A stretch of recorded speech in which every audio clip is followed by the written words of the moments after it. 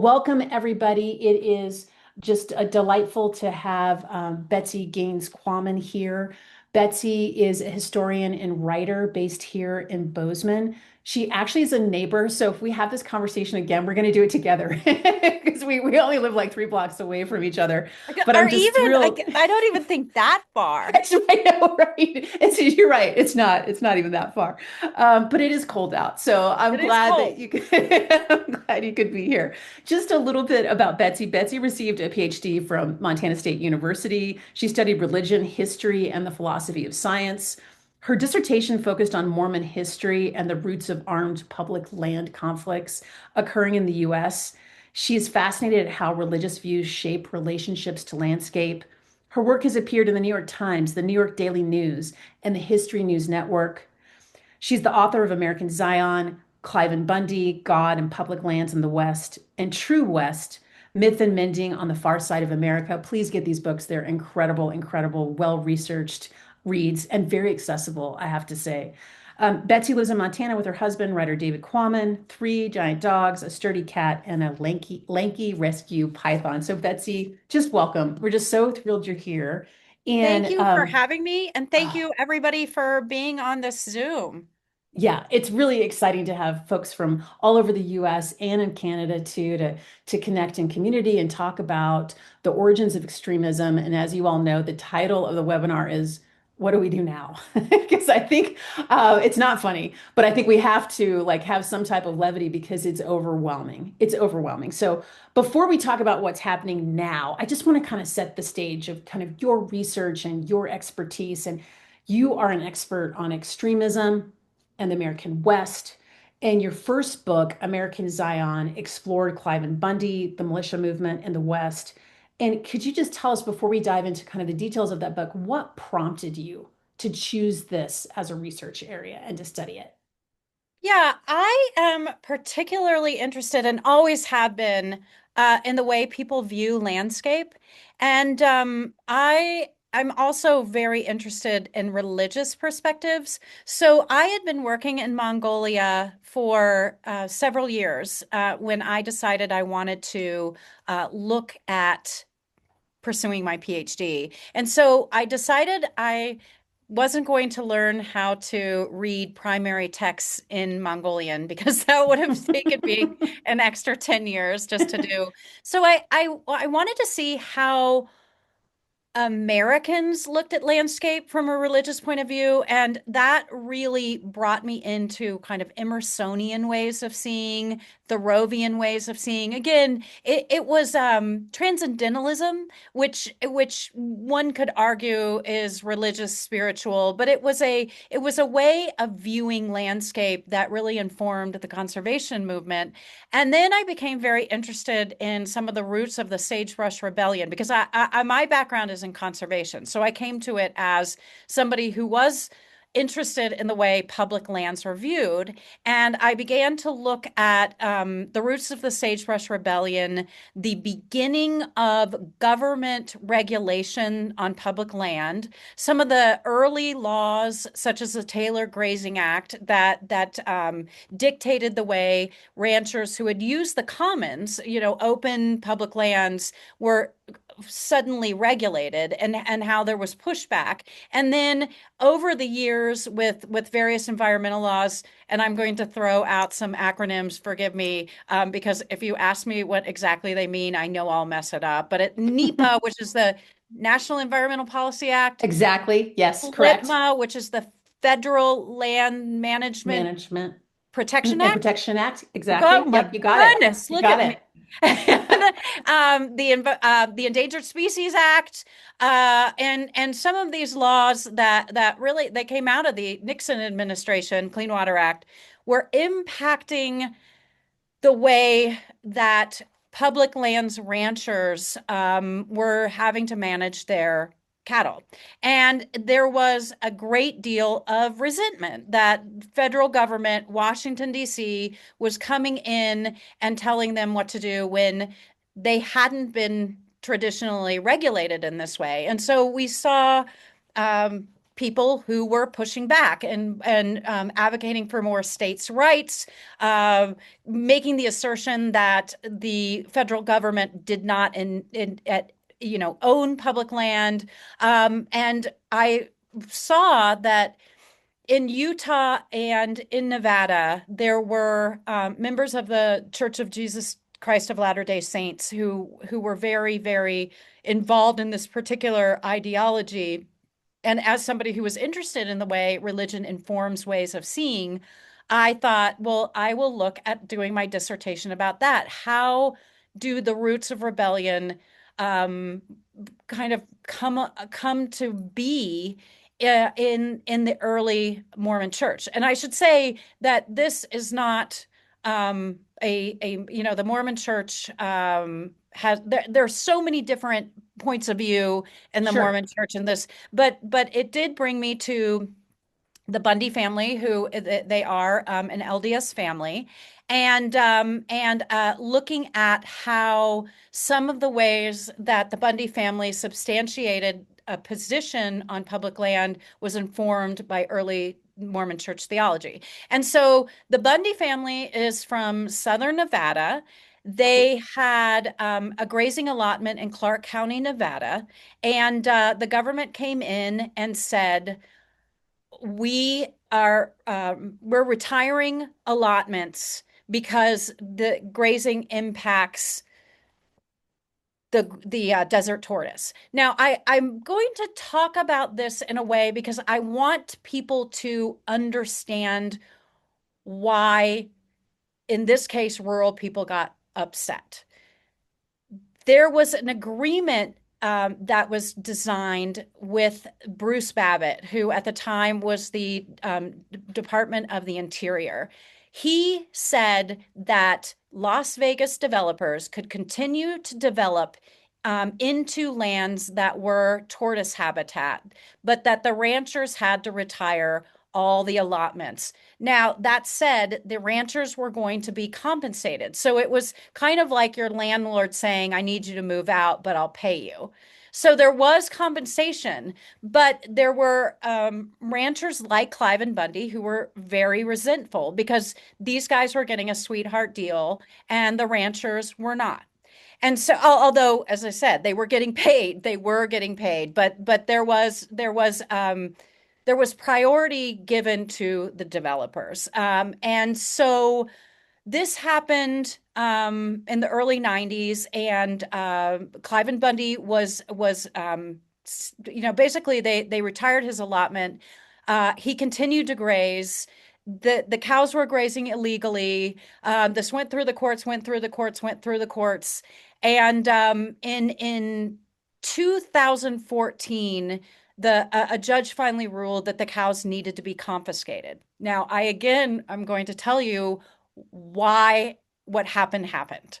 The government, instead of going in and talking to community members saying that these cows had been trespassing, fees had not been paid, even though Cliven was trying to pay fees to Clark County. Clark County was not the entity to pay grazing fees. But they came in with SUVs with tinted windows, and they were sort of came in to do this confiscation effort. Cliven sounded the alarm on social media, calling for an emergency like come to help me with a modern day cattle rustling effort. This was an emergency declaration, and forgive me, my dogs are barking. No And worries. so the Bureau of Land Management came in without doing any community outreach, without explaining what they were doing, even though the cows had been in trespass. It was viewed very much as government overreach, Hmm. and by the local people and by the family. And so what happened was that a group of militia, and this was people from all over the country, came to the Bundy's compound. And Vincent, who's on this call right now, was part of the people who came to this call. to protect the family and the cattle from government overreach. Now, where Vincent and I have had discussions sort of on our various points of view, I saying the cows were in trespass, they weren't legal. I would also side with Vincent and say the government handled it badly. Right. And So I'm just envisioning, so SUVs, tinted windows, almost like guys in suits, almost like a SWAT team taking over the cattle. And so there is a militia there response was to a that. militia Okay. response. Okay. And we've seen this. This was not the first time. This was the response to Ruby Ridge when Randy Weaver was up in Sandpoint, Idaho, or actually he was in Ruby Ridge, but this was North Idaho. And his wife was shot. She was holding a baby. And I believe his dog was shot.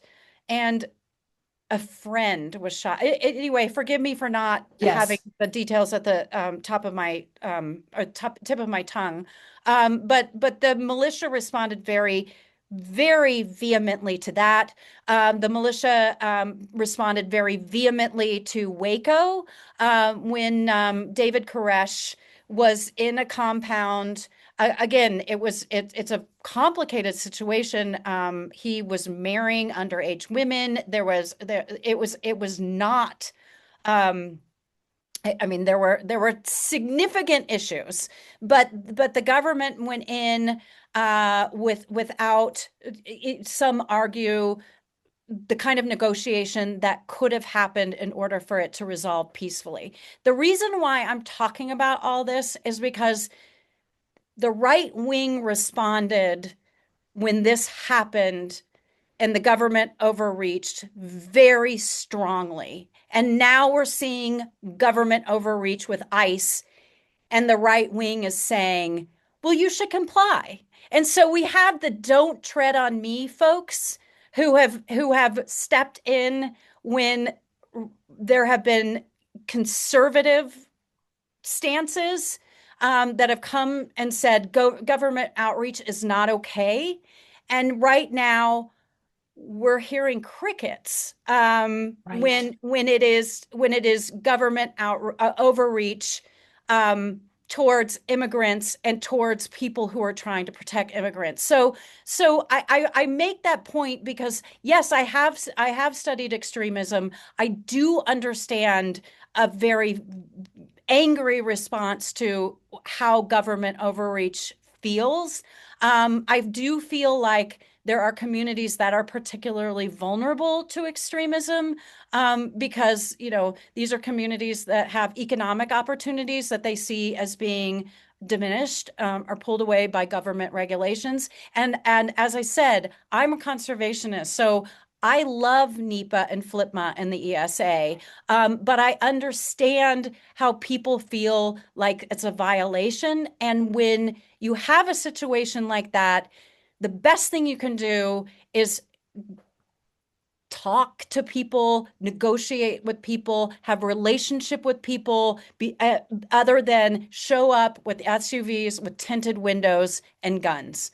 And so that is kind of, I'm trying to put this all in context right now because I think that I'm I'm surprised that we are seeing enormous government outreach or overreach. We're seeing ICE as a place where a number of these militia have joined the ranks. I mean, we know Right. Enrico They've been hired. Sicario Yeah. is part. So the Proud Yeah. Boys are ICE. Right. Right. And so I've seen it from both sides. And I just as somebody who's tried to understand what has happened historically and why it has happened, I'm seeing right now a situation where when tables are turned, there's not an even response. So it's so shocking, I think, Betsy, for the layperson, the person who isn't an expert in militia and what's happened in the West with respect to public lands. Today, you probably saw there was a memo that was leaked, an internal memo from ICE that said that basically instructing ICE agents that they do not need a judicial warrant, a warrant signed by a judge in order to enter into someone's home, which Yeah. is a violation of the Fourth Amendment. It is. And so they're getting legal advice that is, in my view, bad advice, and there's going to be significant accountability eventually. Eventually, Yeah. there will be accountability. They have a vice president who said there's absolute immunity for federal agents, which isn't true. So not only does it seem like there's crickets with respect to government overreach from people you would think would be concerned, but also it seems like, in a strange way, these agents are being lied to and used when you have like someone saying you have absolute immunity when that is not the law and they may be Oh, it's held not the law, but responsible. we're seeing Yeah, an administration that's acting lawless. lawless. And I don't know if you saw this today, and forgive me, I skimmed the headlines because I was trying to kind of prepare for our discussion tonight, but it turns out that the autopsy shows that Renee Good, when she was shot 3 times, it was something like the first shot was in her shoulder, the second shot was in her hand, and the third shot was through her head that killed her. So the shots were not self-protection. When he shot her 3 times, and the third one killed her, this was somebody who was anyway, I mean, again, I I did not know that, Betsy. yeah, That's the that came first out I'm hearing today. that. Wow. And Wow. meanwhile, calling her a really offensive expletive after he had killed her. So what's happening right now is, I mean, we are seeing murderous government overreach. And a 5-year-old little boy was taken into custody. And I posted that on I can't remember his name. He's absolutely Ramos. thank you. Liam Ramos. Yes. But what's happening is so atrocious, so lawless, um, and it's happening with impunity. Yes. Yes, and it is hard to process as an ordinary citizen, which we are going to talk about because it is what do we do now? But I would love to I want to talk a little bit about trust because I feel like so much of your work is about that. I mean, you have conversations all the time with people who have very, very different point of views, very different values, very different upbringings, and you're always able to kind of connect with them. So I want to talk a little bit about your second book, True West. And I specifically want to talk about like you were writing this book during COVID. And I feel like a lot of us, again, this is a layperson's perspective, feel like COVID kind of broke society and broke our brains in that distrust, the loneliness epidemic, breaking down community was a really significant impact on all of us that I don't think we've necessarily dealt with collectively. But can you talk to us a little bit about your trip to the Glendive Creation Museum? And people outside of Montana may not know this, but you met with the director of that museum as you were trying to talk about like the certainty of religion versus the uncertainty of science. And I think that this is actually important in our context of what we're dealing with right now about that trust. For example, what you say is you write, this was right as the vaccines were coming online in True West. This is your second book. You write, there's an aversion right now, not just towards science, but towards concepts that require nuance and teasing out. And then there are unknowns. People are wary of ambiguity. They've grown distrustful of experts who take too long to deliver or who seem to change their minds. Can you talk more about your conversations about vaccinations, about science in the context of trust, ambiguity, and extremism? And then we'll talk more about like what's happening today. Yeah, this is something I've spent a lot of time thinking about because we saw, and I'll even put myself in this category. During COVID, we were all trying to search for answers on our screens. We were trying to find community because we were isolated. We were all, sort of, and no one knew what the situation was. Was this going to be a virus that killed all of us? Was this, a mountain out of a molehill? And so I think there was a lot of anger, there was a lot of frustration, there was a lot of confusion. And I think we had a tendency to dig in, to become factional. Like, this is my opinion, this is my community. I'm finding people who are echo chambering my thoughts with this. And so we fell, social media, especially during COVID, really got us out of the habit of talking to other people and thinking things through. We dug our heels in. And so there wasn't a fluidity, I mean, I was just kind of thinking about this the other day. It doesn't make you smart uh, to dig your heels in and say, no, I know the answer. I did my own research. I think what makes, and smart's not even the right word. I guess we all as humans have to be willing to continue to process information. I mean, one of the things about science that I think was frustrating to people, like, oh, scientists get it wrong all the time. Well, of course they do. That's what science is. It's a process. I mean, we used to think that, I mean, think of Galileo. All of a sudden, we discovered that the sun was not revolving around the earth was revolving around the sun. And so, so science changes constantly. And as responsible people, we need to be able to respond to that. Now, I understand that there have been some very dark chapters in history where vaccinations and medical procedures have been used on vulnerable communities. I mean, awful stuff, and sterilization, Right. and I mean, and so I understand a skepticism towards science. I absolutely do.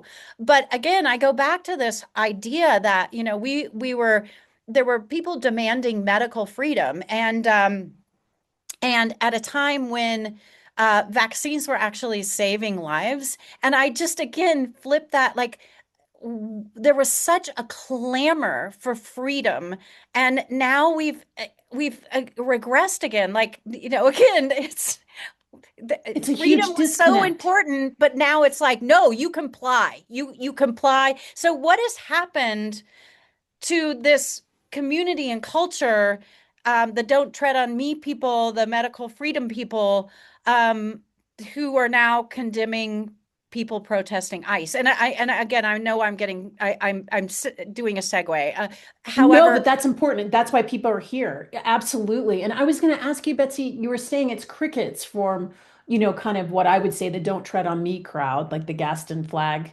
folks or Gastonian flag. Um, have you had conversations with members of that community to ask, explain, can you help us understand the disconnect? Because it's pretty shocking, especially here, here in Montana, it's really shocking. that's something that I would love to kind of think about now, because all of this is the Minnesota, um, sort of protests are rather new. And I just finished my third book, yay, which is completely different. And so I haven't been able to pursue that. But it is something I'd be very interested in talking to folks who I genuinely would be very interested in hearing, because it just seems like such a departure. Yes. Um, uh, so my answer is no, but I'm still scratching my head. Um, Okay. and Thank you, Betsy, because that helps for someone who's an expert in this field. Because I think, again, for a lot of us, we're like, wait, this seems like we're being treaded on if the Fourth Amendment is being violated, the First Amendment is being violated. It's just people are yeah, being kidnapped. Well, federal law enforcement, which is a whole nother conversation if ICE is actually law enforcement, but that's what they're saying. And they're wearing masks, like I mean, masked the secret masks. police. It's just, it's shocking. It is. And It the is. disconnect is there. So just two other quick questions, actually three quick questions before we dive into questions from the folks who are on the webinar. The first is kind of like what, I know it's a big question, but what makes extremism appealing? You know, you've been like, what makes this extremism appealing? Is it this issue of certainty? You know, we're talking about how science is uncertain and you have to constantly change. Is that one of the draws of what makes it appealing? Oh, and see, I could there are any number of things and it makes a ton of sense. I think that there are communities that are economically suffering, and if you have somebody come in and say, you know, the bad guys are the immigrants, and you have people out of work and they need a bad guy. You know, I think that's something. I do think you know, I looked at Stuart Rhodes, and in fact became friends with his wife, his ex-wife, who I really like. But she said that he would go in and recruit people who, were felt like they were misfits, felt like they were not, you know, maybe felt emasculated. There's specific groups that are targeted. I mean, there's a reason why we see a quote incel community, who are susceptible, you know, that's involuntary celibates. I mean, young men who feel like, they're victims, that they're not appealing to women, that they're being disempowered. I mean, there's a big movement right now to target insecure young white men who just, to spend a lot of time on their community or computers and feel community there.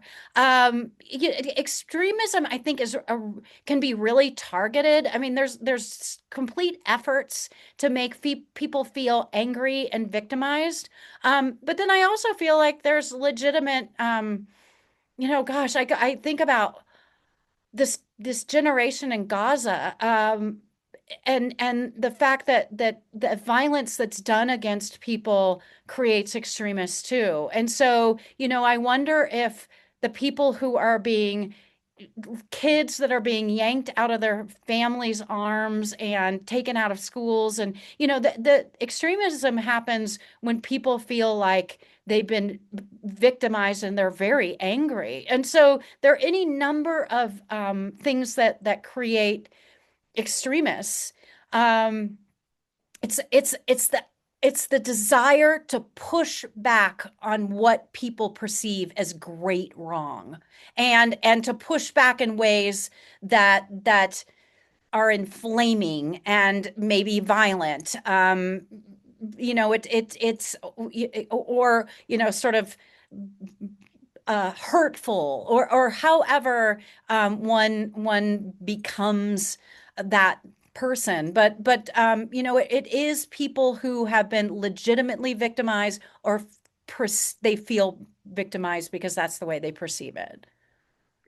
Thank you, Betsy. I think that's really important context, what of how we got to where we are, and also the feelings that many of us have who are just trying to live our daily life and realize what is happening is wrong.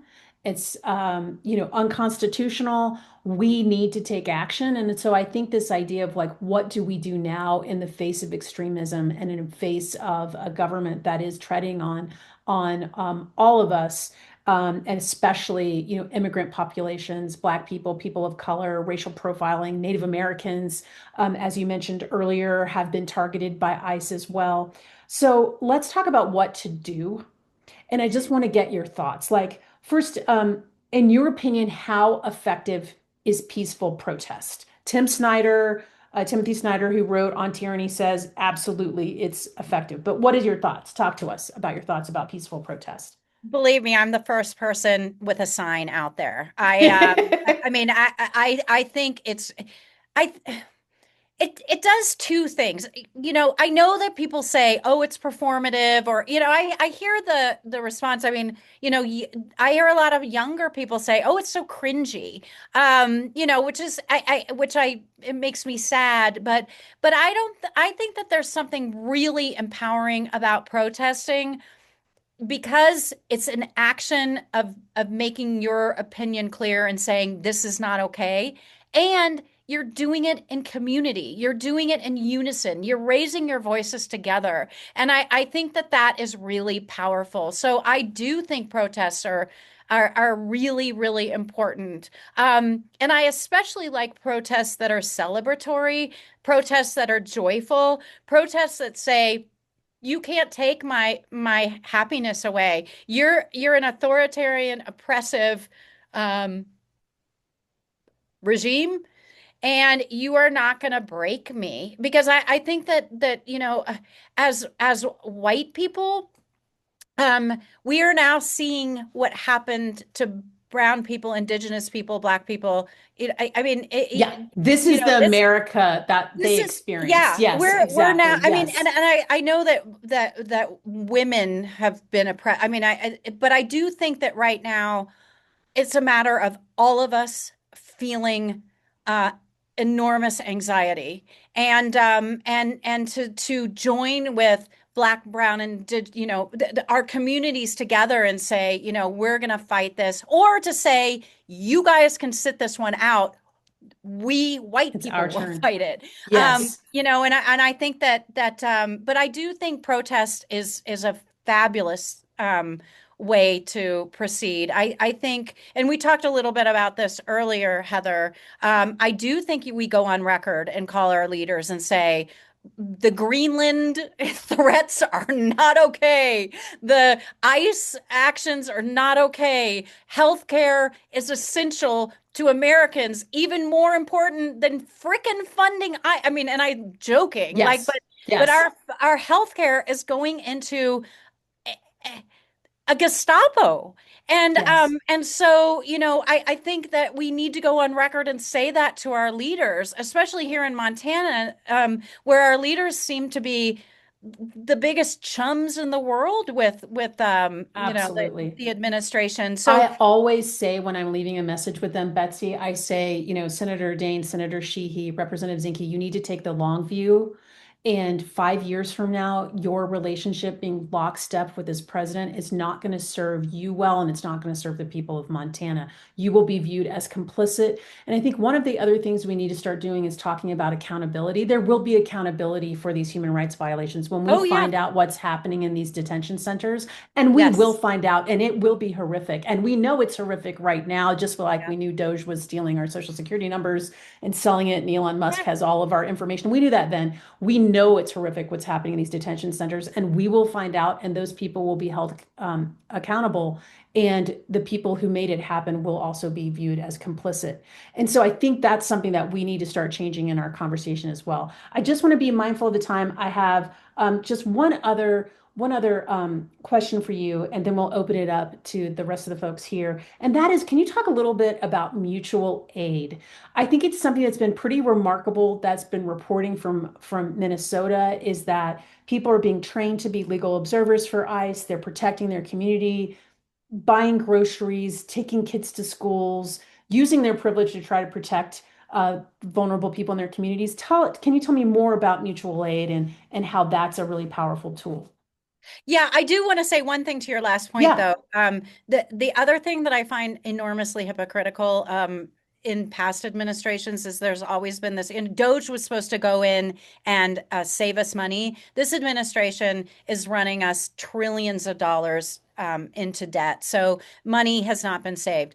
Mutual aid is amazing. It's essential. It's what we can do right now. We can take care of each other. We can take care of community. We can go and work at, food banks. We can go and be observers. I went to a Renee Good vigil, and people were handing out information on how to be observers when ICE comes to town. I love the story of the sex shop in Minneapolis that has become a refuge for anybody who needs diapers and water. And so it's this, I think, the Slinky Kitten. It's something that No, I haven't I heard that. love I it. haven't heard that. Yes, It's a exactly. Yeah. sex shop that is saying, Right. we're part of this community. If you Right. need us, we've got food, we've got resources, we've got diapers. And I think, when we feel most daunted, look at how we can help our neighbor. I mean, because, and I don't know, Heather, I mean, when I am being Pollyanna, and I also think it's true, we are seeing a great breakdown of things. And it's up to us to look through the damage and the dust and to say, what are we going to build back and what are we going to build back better? And the best thing we can do right now, because the bad guys, the billionaires, the people in power do not want us to be in relationship with each other. They do not want us to be having conversations. They do not want me and Vincent to be friends. Yes. And so how can we be talking to each other? How can we be finding common ground? How can we be helping each other as humans?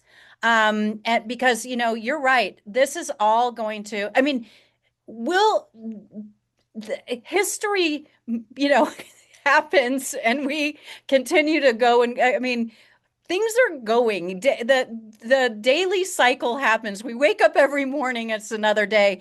Things are going to change.